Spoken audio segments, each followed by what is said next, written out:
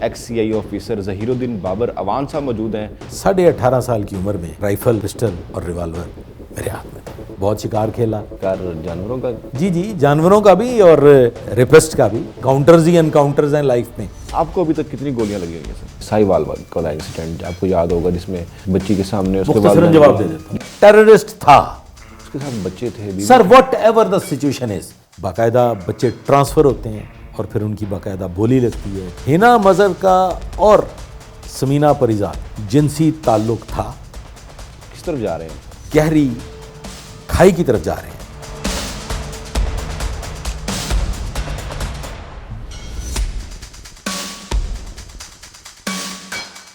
کہتے ہیں کبھی عمر رفتہ لوٹتی نہیں، جا میں کدے سے میری جوانی اٹھا کے لا۔ ناظرین، آج کے پروگرام میں ہمارے ساتھ ایکس سی آئی آفیسر ظہیر الدین بابر اوان صاحب موجود ہیں، جو کہ پولیس ڈپارٹمنٹ کا ایک ستارہ سمجھے جاتے ہیں۔ انہوں نے پولیس ڈپارٹمنٹ کو کیا دیا اور پولیس ڈپارٹمنٹ نے ان کو 42 سال کے عرصے میں کیا دیا، آج ہم اسی موضوع پر بات کریں گے۔ السلام علیکم سر۔ وعلیکم السلام۔ ارے سر، پولیس ڈپارٹمنٹ آپ نے جوائن کیا، 42 سال کا عرصہ گزارا، اب ریٹائر ہو گئے ہیں، تو کیا ایسا تو نہیں سمجھتے کہ پولیس ڈپارٹمنٹ نہ جوائن کرتا تو آج کہیں اور ہوتا؟ وہ کہتے ہیں کہ یہ فیصلے اوپر ہوا کرتے ہیں۔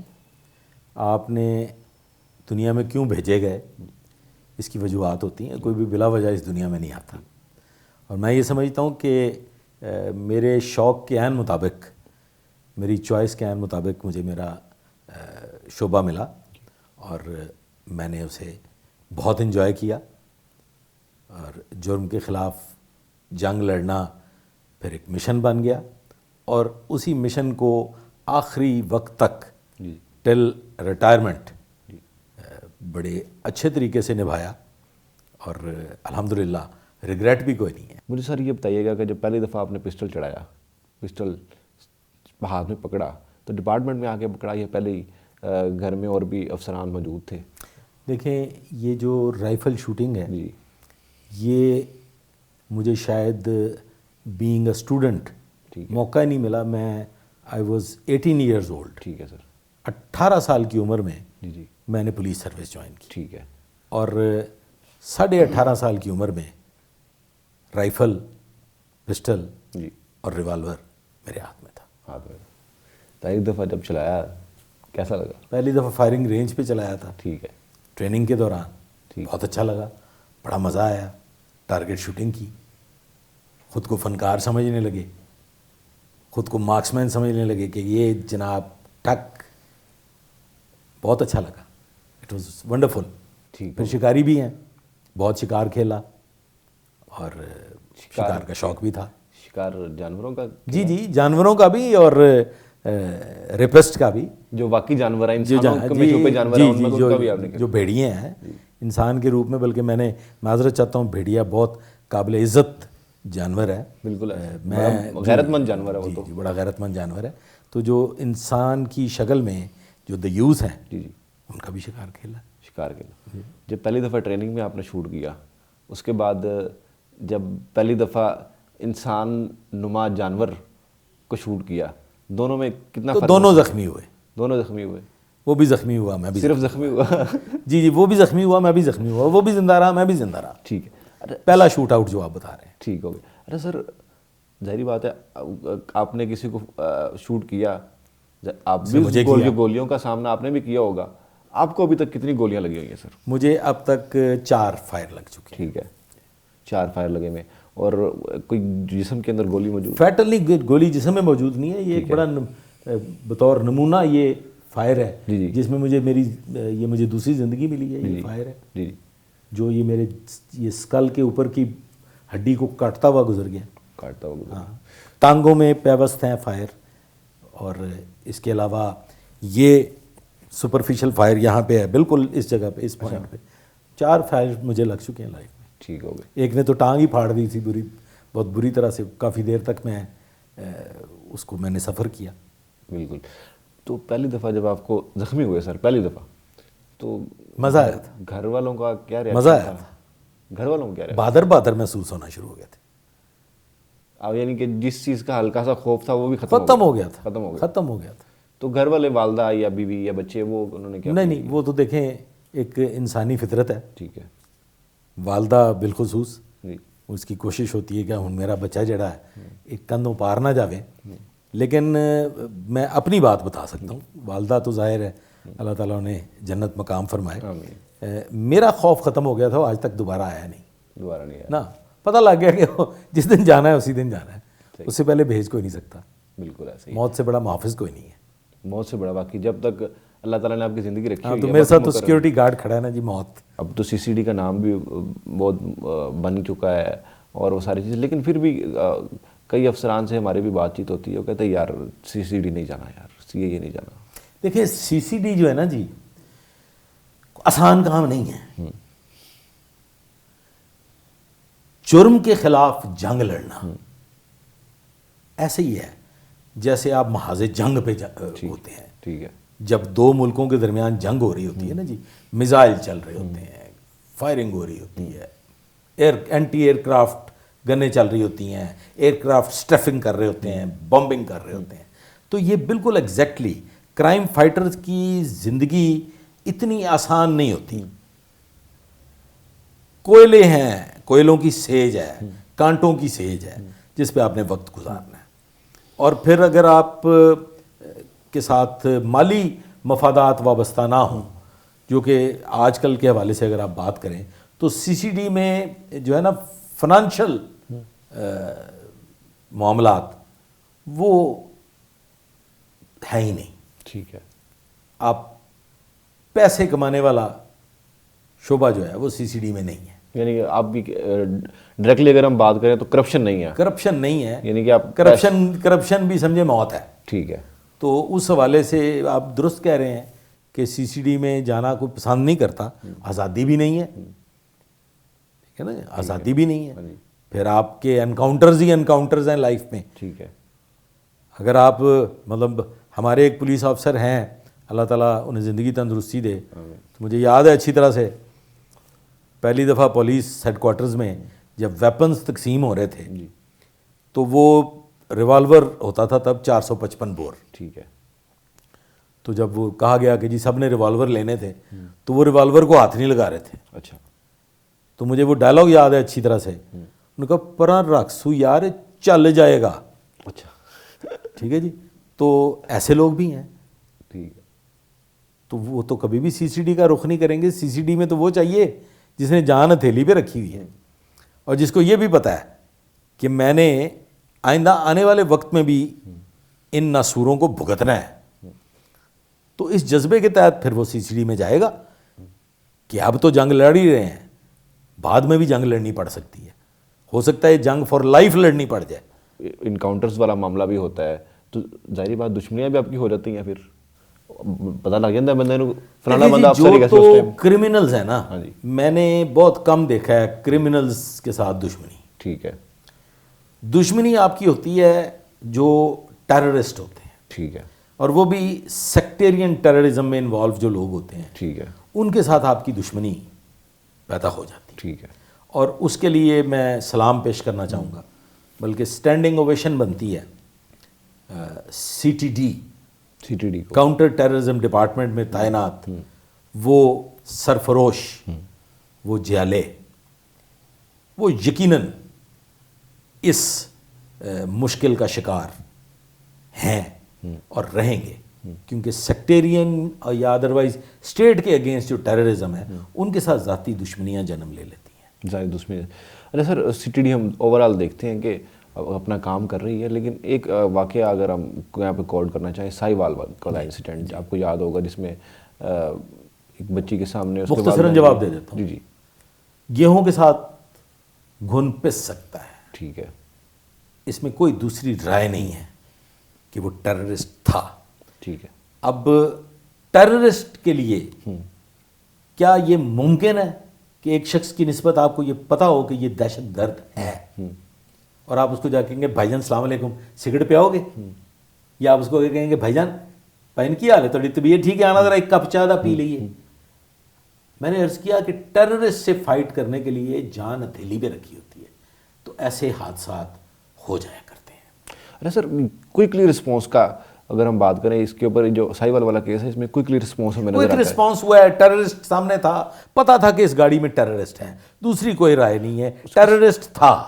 اس کے ساتھ بچے تھے, sir whatever the situation از, کیا اس کو, اس ٹیررسٹ کو کھلی چھٹی دے دی جاتی کہ وہ سارے پولیس والا مار دیتا؟ نہیں, کوئک رسپانس کے لیے آپ ویٹ نہیں کر سکتے کس چیز کا؟ ٹیررسٹ کو, اس کے بیوی بچوں سے الگ ہوتا ہے. ٹیررسٹ کو, ہاں اوکے, ہم دوسری طرف آ جاتے ہیں. میں قطعی طور پہ یہ نہیں کہہ رہا کہ جی بیوی بچوں کی زندگیاں قیمتی نہیں تھیں. بالکل. اس کو اگر اپنے بیوی بچوں کا خود کو احساس نہیں تھا, اس نے شیلڈ بنایا ہوا تھا, بیوی بچوں کو ڈھال بنا کے وہ لے کے جا رہا تھا, تو اس سے زیادہ ہمارے وہ بچے تھے جنہوں آپ نے نہیں احساس سی کہ میرے نال بچے نے, اور وہ بچوں کو ڈھال بنا کے ٹریول کر رہا تھا. کیوں؟ ٹھیک ہو گیا, وہ بھی اتنا ہی قصوروار ہے. میں آپ کی بات انڈرسٹینڈ کر گیا ہوں. ہمارے پاس ایک سنائپر شوٹ بھی ہوتا ہے نا.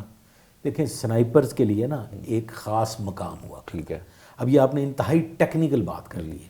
سنائپر کے لیے کوئی ایک پرمیسز ہونا چاہیے, کوئی ایک ٹارگٹ ہونا چاہیے, اور اس ٹارگٹ کا کوئی ایک خاص مقام ایسا ہونا چاہیے جہاں پہ اس نے اسٹیٹک ہونا ہے. ٹھیک ہے. ناکہ بندیوں پہ ٹارگٹ شوٹنگ نہیں ہوا کرتی, سنائپر شوٹنگ نہیں ہوتی. ناکہ بندی پہ تو بالکل ریپڈ فائر ہوا کرتا ہے اور برسٹ چلتے ہیں, کیونکہ سیدھی جی گل ہے بھائی جی جنرل پبلک کے لیے بھی, کہ روٹی زندہ کو ملتی ہے, تنخواہ بھی زندہ کو ملتی ہے, اور پولیس والے گھر سے مرنے کے لیے نہیں جاتے, نہ یہ اپنی بیویوں کو بیوہ کرنے کے لیے جاتے ہیں, نہ ہی بچوں کو یتیم کرنے کے لیے نکلتے ہیں. تو ہمارے تو استاد نے یہ کہا تھا کہ بیٹا زندہ رہنا ہے, تنخواہ بھی ملتی رہے گی, اور تمہاری زندگی کی وجہ سے تمہارے بچوں کو بھی کوئی دیکھ بھال کر لے گا, چاچا تایا بھتیجا بھانجا. بصورت دیگر تو جب موت کے گھاٹ اترو گے, جب قبر میں جاؤ گے, تو تمہاری بیوی سے بھی نکاح کرنے والے بہت سے بیٹھے ہوں گے. ایسا ہی ہے. لہذا زندہ رہنا ضروری ہے سر. سنائپرز کا انتظار نہیں ہوتا.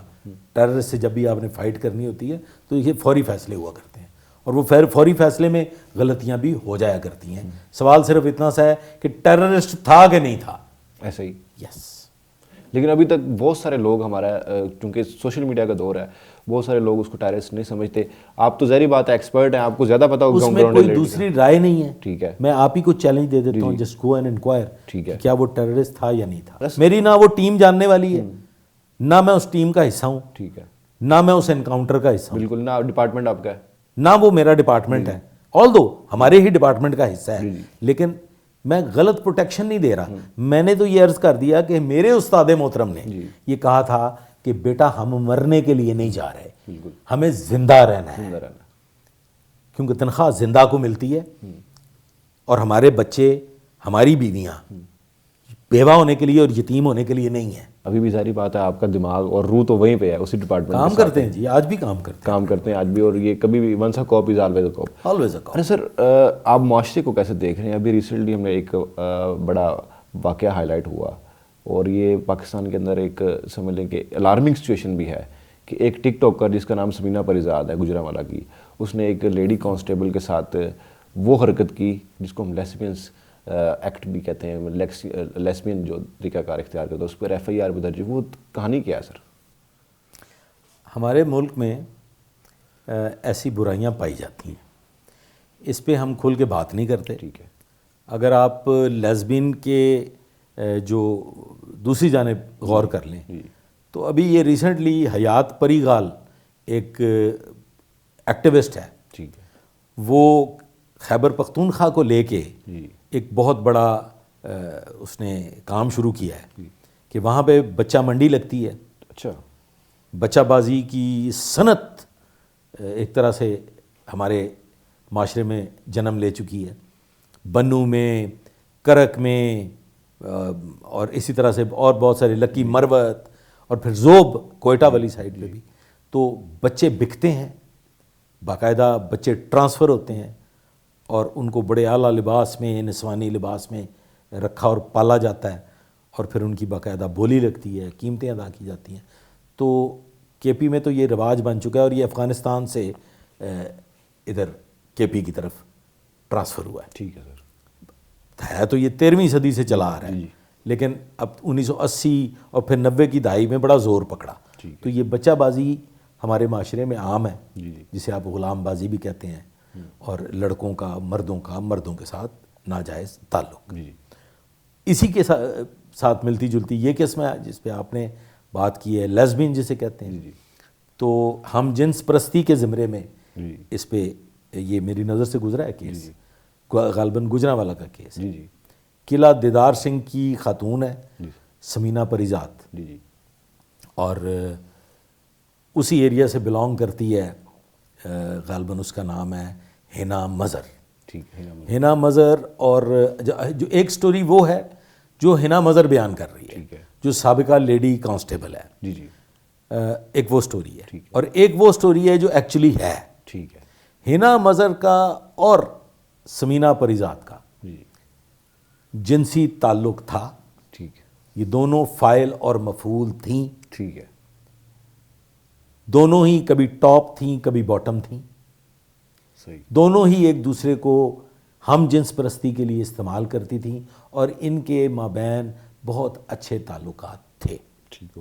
افسوس اس بات کا ہے, دکھ اس بات کا ہے, اس بات کو اب اگر آپ نے چھیڑ ہی دیا ہے تو آپ کے پلیٹ فارم سے اس پہ بات کرنا ضروری ہو گیا کہ مر گئے وہ والدین, بالخصوص وہ والدہ جو اپنی بیٹیوں پہ نگاہ نہیں رکھ سکتی.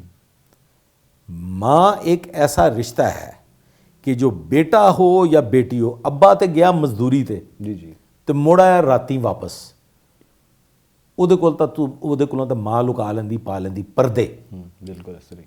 ماں کو تو سارا ہی پتہ ہوتا ہے کہ میری بیٹی کیا کر رہی ہے, کس کماش کا شکار ہے.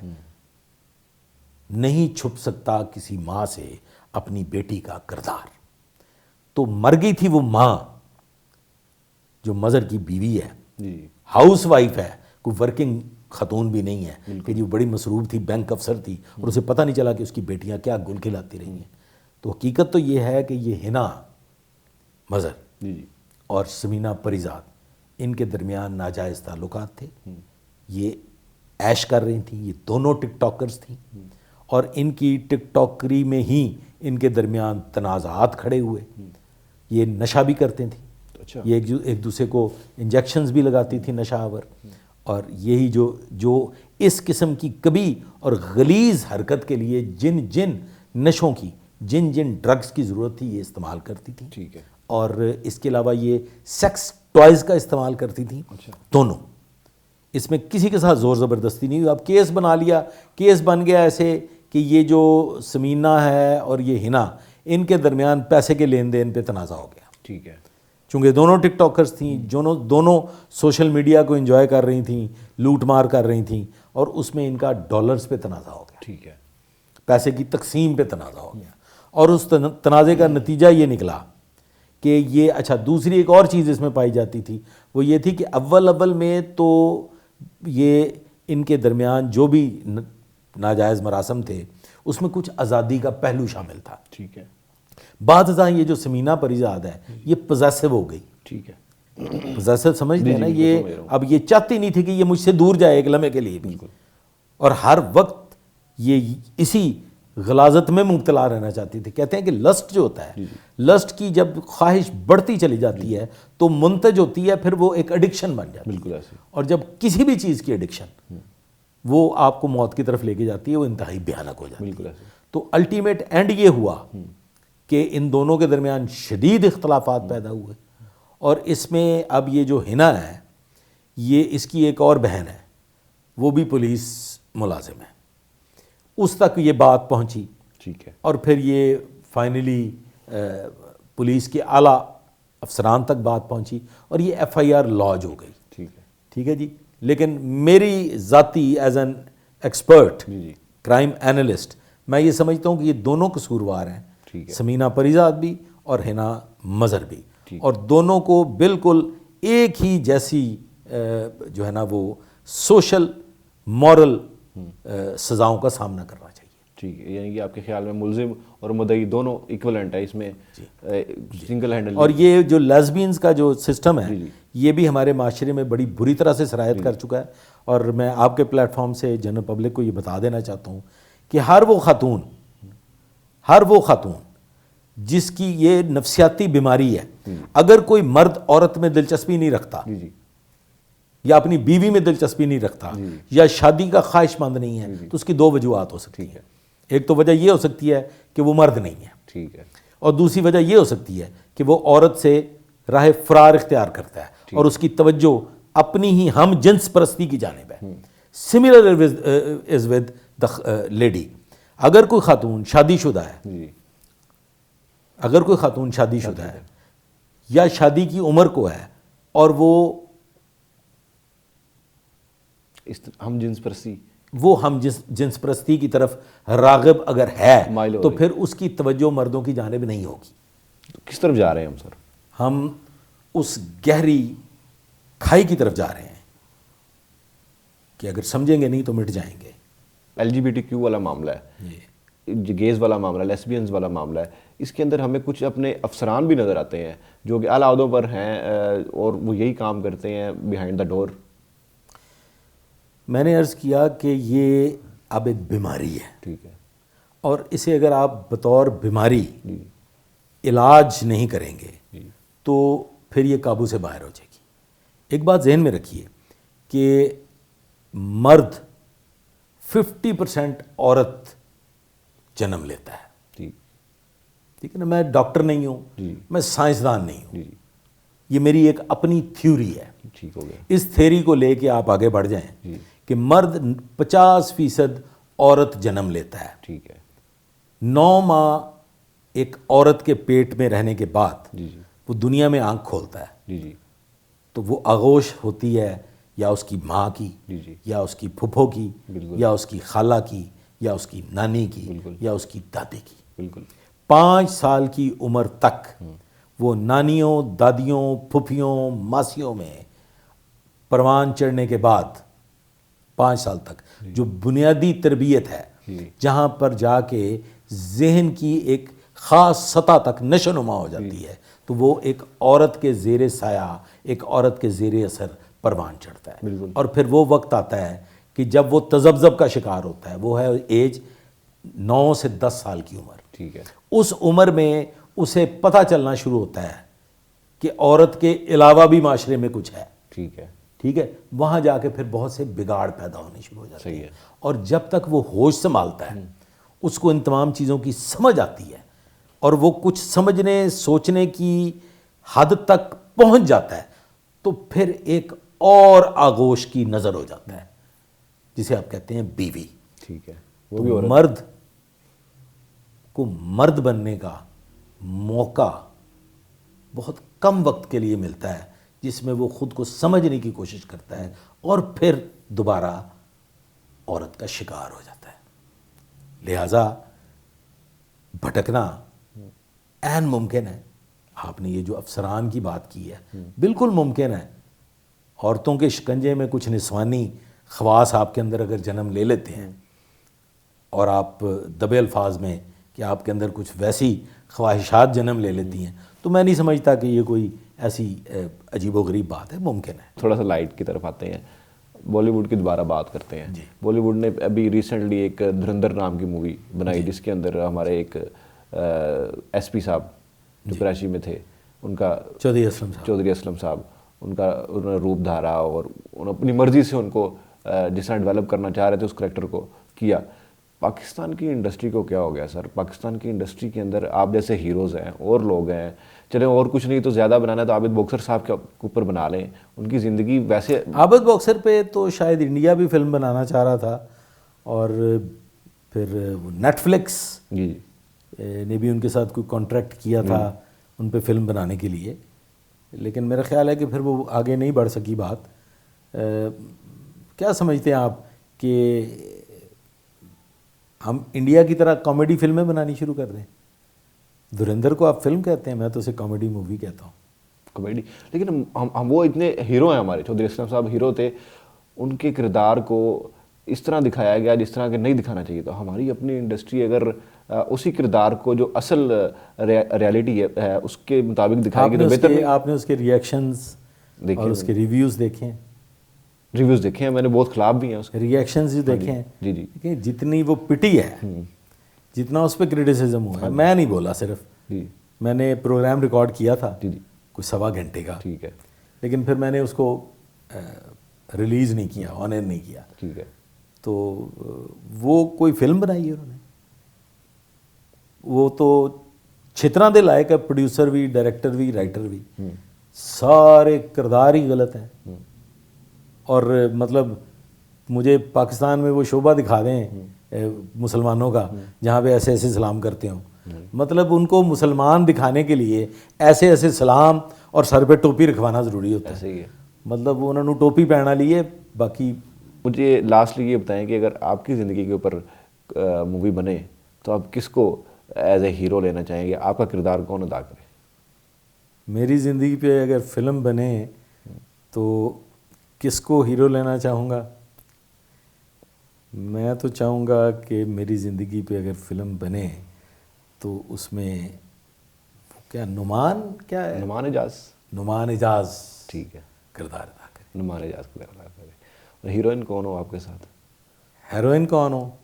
وہ ماہرہ خان. ماہرہ خان. ٹھیک ہو گیا. نہیں جی ناظرین، once a cope is always اے کوپ. ابھی آپ نے گفتگو سنی ظہیر الدین بابر اوان صاحب کی، جو کہ سابق انسپیکٹر ہیں اور CIA میں سرو کر چکے ہیں، اور انکاؤنٹر اسپیشلسٹ میں تو کہہ سکتا ہوں.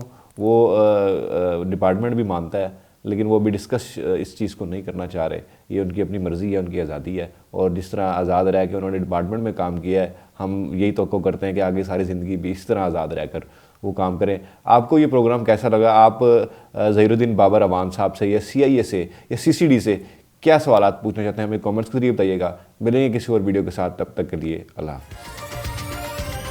Talk is live, like share subscribe کیجئے، کیونکہ سچ وہی جو ہم بولیں. Talk is live.